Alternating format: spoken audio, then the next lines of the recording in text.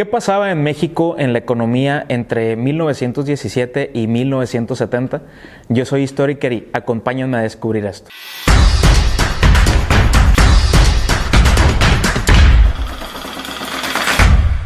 Después del periodo de la Revolución Mexicana, empieza una serie de cambios y de transformaciones que van a hacer que México haga una transición a la vida moderna, a la vida contemporánea, que es la etapa que actualmente estamos viviendo. En el aspecto económico ocurrieron muchos cambios y ocurrieron muchas tomas de decisiones que nos afectaron incluso hasta la actualidad, es decir, se sientan las bases para que el Estado mexicano moderno empiece su funcionamiento. Pero vamos a revisar brevemente en qué consiste este contexto del México previo a 1970. Básicamente todo lo que va a ser la década de los años 20 y de los años 30 son un momento muy complicado porque la Revolución Mexicana había dejado, dicen los escritores, muchas heridas abiertas. Eso significa que los revolucionarios pues querían imponer su voluntad o los revolucionarios querían establecer su propio proyecto de nación de acuerdo a los intereses de cada uno, y entonces pues no había como un plan en conjunto a largo plazo. Es decir, la fracción de Pancho Villa pues tenía sus ideales, la fracción de Emiliano Zapata tenía sus ideales, la de Venustiano Carranza tenía sus ideales. Lo difícil fue, al paso de los años, lograr unificar ese conjunto de visiones que permitieran que el país avanzara pues de una mejor manera. Entonces, dentro del contexto político, social y económico, que es en el que nos vamos a centrar en esta ocasión, vamos a considerar que entre 1910 y 1935 el principal problema que tiene nuestro país es la construcción de un régimen político. Es decir, la mayoría de los países, si no es que todos, funcionan con un esquema de gobierno. Es decir, cómo nos vemos en 30 años, en 40 años, en 50, en 70, en 100 años. ¿De acuerdo? Pero en México no había este tipo de visiones porque de lo que se trataba era de ganar la revolución, y como en México siempre le hacemos, ¿no? Primero damos el golpe y después investigamos quién tuvo la culpa, ¿no? Entonces, esto pues no nos va a ayudar en mucho. Entonces, el principal problema que tiene México es construir un Estado y construir un régimen político, es decir, las reglas de operación que tenemos que seguir ciudadanía y gobierno para poder funcionar pues coordinadamente o en armonía. Otro de los problemas también que va a haber es que no hay un marco institucional estable. Es decir, si bien es cierto, en 1917 ya teníamos una constitución, la constitución no era acatada, no era divulgada, no era conocida pues ampliamente, y entonces pues había distintos tipos de problemas. Otro de los retos entonces junto con la política fue hacer un marco institucional. ¿Qué significa eso? Hacer instituciones o oficinas de gobierno que atiendan temas en específico que puedan permitir que el país avance pues de una mejor manera. ¿Cómo es eso? El presidente de la República no es un todólogo, ¿de acuerdo? No es un estadista. El presidente de la República es un sujeto que lleva el timón de un barco, pero pues los marineros son los que le tienen que ayudar a hacer el trabajo. Entonces, ¿a qué me refiero con esto? El presidente de la República se auxilia de varias oficinas, en este caso que se llaman instituciones, que van a atender temas particulares o específicos. Por ejemplo, la Secretaría de la Defensa Nacional, la Secretaría de Marina, la Secretaría de Gobernación, la Secretaría de Educación Pública, la Secretaría de Salud, que son carteras de Estado, que son ministerios, como se llaman en otros países, que se enfocan únicamente en atender esos temas, en asesorar al presidente de la República y en proponerle estrategias.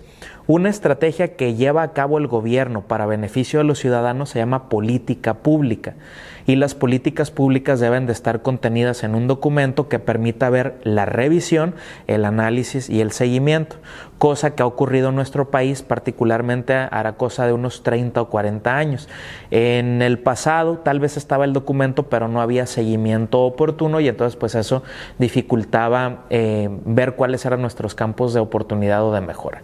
Entonces, el primer problema era el régimen político, que no existía, había mucha inestabilidad. Prácticamente para ser presidente de la República tenías que llegar por medio de un golpe de Estado, por medio de las armas, por medio de una revolución o matando al que estaba en la silla, ¿no? Entonces, el primer problema es el régimen político y el segundo es el institucional. De acuerdo, si no hay instituciones sólidas, las instituciones permanecen al paso del tiempo. Llegue quien llegue, pase quien pase, gane quien gane, siempre las instituciones van a estar ahí y son las que aseguran algo que se conoce como la continuidad democrática, es decir, el paso lento y el paso armonioso tal vez entre distintos tipos de ideologías de gobierno o de Estado, ¿no? Dentro de este contexto de los años 20 y los 30 vamos a tener la siguiente problemática. Hay un grupo político encabezado principalmente por exrevolucionarios que pues están haciendo mucho ruido o están haciendo mucho eco y están generando muchos problemas. Entonces, de lo que se trata, el primer punto importantísimo para poder avanzar como país fue, en ese momento, estabilizar pacíficamente la nación. Es decir, dejar los problemas, dejar las armas y empezar a construir a través del diálogo. Una democracia se va a fundamentar en el diálogo. ¿De acuerdo que es el diálogo? Yo escucho tu punto de vista, tú escuchas mi punto de vista y entre ambos puntos de vista pues obtenemos un resultado que pues nos tiene que beneficiar a la gran mayoría, no a un grupo, sino a la gran mayoría, ¿no?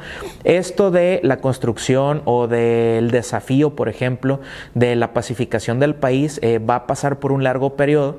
Los historiadores, los sociólogos, por ejemplo, estiman que este tránsito, por ejemplo, hacia un país pacífico, hacia un país ya más estable, se va a producir entre 1920 y 1935. Es decir, ocurren muchos sucesos en este ínter, pues que van a tener que ser tomados en cuenta para poder tener el México que hoy tenemos, ¿no? Que con sus altas y sus bajas, pero es resultado de la Revolución Mexicana, ¿no? Los principales esfuerzos, por ejemplo, se van a concentrar en alcanzar la institucionalización de la vida pública, lo que ya les comentaba hace unos instantes, tener oficinas sólidas que permitan atender las principales necesidades de la población y atender las principales demandas sociales, ¿no? Dentro del contexto también de esta época vamos a encontrar el cardenismo. Lázaro Cárdenas como presidente de la República marca un antes y un después. Lázaro Cárdenas es el presidente de la República que vuelve a regresar los periodos de gobierno a 6 años. Durante parte del porfiriato, durante la Revolución Mexicana, los presidentes de la República duraban 4 años. 4 años para un gran país megadiverso, pluriétnico, megacultural como es México, pues es un tiempo muy relativo y es un tiempo muy corto, porque los principales planes y proyectos y programas del Estado mexicano no son a 4 o a 6 años, deben de ser a gran escala. Es decir, los planes, por ejemplo, que hoy en día se hacen en México deben de ser a 30, 50, 60 años, lo que nos permita tener continuidad y mayor estabilidad política. Entonces, en aquel momento, Lázaro Cárdenas toma la presidencia de la República en 1934, se inaugura una nueva época que se conoce como el cardenismo y Lázaro Cárdenas, en mi muy particular punto de vista, tiene 2 aciertos, entre muchos que tuvo, ¿no? Uno de ellos fue el de plasmar su plan de trabajo en algo que se conoce el plan sexenal, es decir, un documento con todas las metas y con todas las estrategias que tenía que seguir el gobierno desde la frontera norte hasta la frontera sur para poder asegurar el éxito de la pacificación y la institucionalización del país. Lázaro Cárdenas, su segundo acierto, fue el de llevar a cabo la estructura corporativa del Estado. ¿Eso qué significa? También se conoce como corporativismo. Así como lo escuchan ustedes en la palabra, el cuerpo está dividido en miembros. Es decir, tenemos la cabeza, tenemos el cuerpo, tenemos las extremidades, pero cada extremidad, cada parte de nuestro cuerpo cumple con una tarea y una función en específico. Lo mismo ocurre con el Estado. ¿De acuerdo? Debe haber una cabeza, debe haber algo central, por ejemplo, que tome las decisiones, que analice las posibles causas, las variables, las variantes de los diversos problemas y se tomen las mejores decisiones. Pero son los organismos o son las instituciones o son las oficinas de gobierno o son, en este caso, los miembros que corresponden a ese cuerpo, a esa estructura corporativa, quienes van a llevar a cabo los planes, los programas y todo aquello relacionado con cualquier política pública del gobierno. Les explico un ejemplo. El presidente de la República toma una decisión, pero no es él el que la va a llevar a cabo, sino se la va a encomendar a una oficina para que sea esa oficina la que lleve a cabo esa implementación de esa acción. ¿De acuerdo? Hasta la actualidad sigue funcionando de esa manera. Lamentablemente, durante toda la década de los 40 y los 50, el corporativismo se vio muy tendiente a favorecer ¿cómo decirlo?, la configuración, por ejemplo, de una figura presidencial fuerte. El presidente era el único que tenía la razón, era el único que tenía la decisión. Hay un dicho en la política mexicana que dice, por ejemplo, que cuando el presidente de la República preguntaba, oye, ¿qué hora es?, cualquier persona que iba pasando, que era su subalterno, su empleado, le decía, las que usted indique, señor presidente. ¿De acuerdo? Entonces, ese tipo de corporativismo pues no nos ayuda, no nos beneficia y al contrario, pues afecta, ¿no? Entonces, la estructura corporativa del Estado consiste en eso. Se toman las cabezas, la decisión desde la cabeza, ¿de acuerdo? Y entonces a partir de ahí empieza a caer todo ese plano, todo ese programa de esa actividad en específico para que se haga en el terreno operativo. ¿Qué significa también la estructura corporativa del Estado? Se establecieron nuevas reglas políticas, nace la figura del presidente, ¿de acuerdo? Y junto con el presidente nace un fenómeno que en México se conoce como el presidencialismo, que es la figura fuerte, es el que tiene todas las decisiones, es el que toma todas las responsabilidades y en último y en primer caso a quien hay que tomar en cuenta. Básicamente es como una figura de un rey o de un emperador. ¿De acuerdo? Es algo que no benefició al país, pero pues ocurrió en este momento, ¿no? Posteriormente, todos los presidentes de la República van a tomar este modelo hasta hace algún par de años y entonces pues la estructura corporativa del Estado sigue persistiendo hasta nuestros días. Ya para la época, por ejemplo, de los años 40, la situación a nivel internacional va a cambiar drásticamente.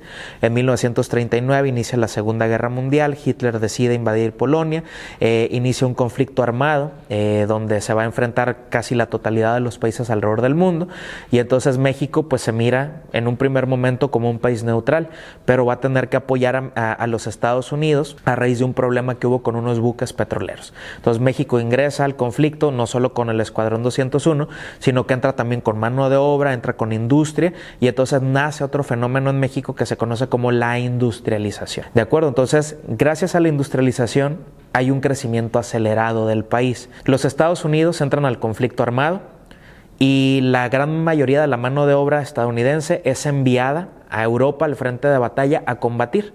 Y entonces hay muchas industrias y hay muchos oficios que en Estados Unidos quedaron pendientes, que no tenían trabajadores. Entonces México es donde va a entrar, o proporcionando mano de obra o bien atrayendo inversión extranjera, es decir, abrió los brazos para que diversas compañías o diversas industrias llegaran a México y entonces aquí se establecieran y entonces eso cambió la dinámica del país. Desde el siglo XIX que México se hizo independiente había muchos problemas porque lo único en lo que podían emplearse los mexicanos era en industrias o en fábricas o en empresas 100% mexicanas. Pero a partir de este proceso de la Segunda Guerra Mundial y de la industrialización posterior al cardenismo, vamos a tener que las empresas llegan a México y es aquí donde ofrecen sus empleos. Entonces hay una transición del México ranchero o del México rural al México urbano y entonces incluso las tradiciones cambian, las costumbres cambian y la fisonomía, que es como vemos físicamente a las ciudades, también va a cambiar. Entonces eso permite el desarrollo económico y recordemos que desarrollo es sinónimo de bienestar en el tema o en el aspecto personal. Es decir, yo tengo dinero para gastar, tengo seguridad laboral, puedo ahorrar, puedo invertir y pues se genera una estabilidad económica pues mayormente generalizada, ¿no? Hay otro fenómeno, ya para ir finalizando con este tema, que se conoce como el estado benefactor o el estado de bienestar. El estado de bienestar, por definición, está orientado a que la política económica cree una red que soporte básicamente a los trabajadores y a la sociedad. Esta es una de las muchas definiciones que hay. Se las explico. El estado de bienestar o el estado de benefactor es cuando el gobierno toma el papel de papá o de mamá de todos los que somos mexicanos o de todos quienes vivimos en este país. Y entonces parte de la idea o parte del supuesto que nosotros estamos como en una minoría de edad y no estamos preparados para tomar decisiones colectivas. Y entonces el gobierno genera estrategias populacheras para quedar bien, para ser simpáticos con la población en general, que les permita asegurar su continuidad en el gobierno. Básicamente esto lo aplican hasta la fecha pues muchos políticos o muchos partidos, ¿no? Otra de las definiciones, por ejemplo, es que el estado benefactor o el estado de bienestar se va a caracterizar por ser interventor. Interventor literalmente significa que intervienes. que te metes en las cosas, ¿de acuerdo? O sea, el gobierno tomó el papel de meterse en todos los temas, aunque no fueran de su incumbencia, pues para poder ser una especie de árbitro y poder opinar. Entonces el gobierno fue juez y parte en muchos temas que le causaron pues muchos problemas al país y le causaron mucho daño, ¿no? A través, por ejemplo, de esta intervención, el Estado se convirtió en promotor del desarrollo económico. De acuerdo al modelo liberal o al modelo clásico, el gobierno no tiene que meterse en la economía, porque la economía la llevan las empresas y la llevan los ciudadanos y la lleva la iniciativa privada, con las reglas y las leyes sí que el gobierno pone, pero el gobierno no debe intervenir en la economía. Entonces, en esta época, básicamente, muchas de las industrias que había en México estaban patrocinadas por el gobierno. Es decir, en lugar tal vez de comprar un producto en el extranjero, se establecía la fábrica o la empresa aquí, y entonces aquí en México era donde se elaboraba ese producto para dejar de comprarlo, ¿de acuerdo? Entonces empieza otra de las estrategias en la economía que se llama proteccionismo, y el proteccionismo literalmente es cuando el gobierno protege, ¿de acuerdo? Es como si abrazara todo el país y no permite que ninguna influencia o ninguna empresa entre a nuestro territorio porque está cuidando la industria nacional.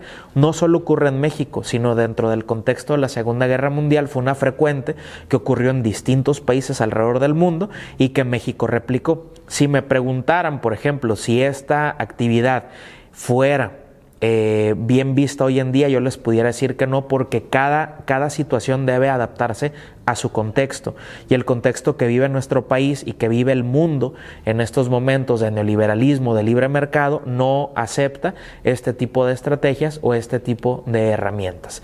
Lo que sí es lógico es que siempre se ha patrocinado, siempre se ha favorecido el atraer inversión extranjera para poder nivelar o fortalecer la economía nacional. Pienso entonces que después de estos comentarios ustedes saben a grandes rasgos en qué consistió la economía mexicana previa a 1970 y cómo se puede definir el Estado benefactor. Hasta la próxima.